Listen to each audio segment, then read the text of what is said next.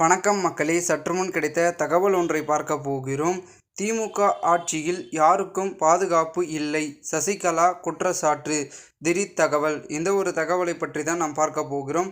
தகவலை பார்ப்பதற்கு முன்னதாக நீங்கள் நம்மளுடைய சேனலுக்கு புதிய பார்வையாளர்களாக இருந்தீர்கள் என்றால் மறக்காமல் நம்மளுடைய சேனலை சப்ஸ்கிரைப் செய்து வைத்துக் கொள்ளுங்கள் மக்களே.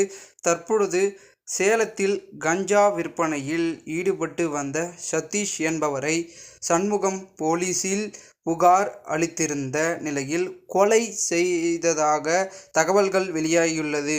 அதாவது நேற்றைய முன்தினம் சண்முகம் அதிமுக கட்சி அலுவலகத்தில் இருந்த பொழுது வாகனத்தில் தன்னுடைய வீட்டிற்கு புறப்பட்டு சென்றுள்ளார். அப்பொழுது 2 பைக்குகளில் கும்பலாக வந்த மர்ம நபர்கள் வழிமறித்து அவரை அரிவாளால் சரமாரியாக வெட்டியதில் அவருடைய தலைப்பகுதி சிதைந்த சம்பவம் இடத்திலேயே இரத்தம் வெள்ளத்தில் துடிதுடித்து பரிதாபமாக உயிரிழந்துள்ளார். இந்த நிலையில் தற்பொழுது திமுக ஆட்சியில் யாருக்கும் பாதுகாப்பு இல்லை எனவும் கொலை கொள்ளை சர்வாதிகாரமாக நடக்கிறது என சசிகலா அவர்கள் பல குற்றச்சாட்டுக்களை முன்வைத்துள்ளார்.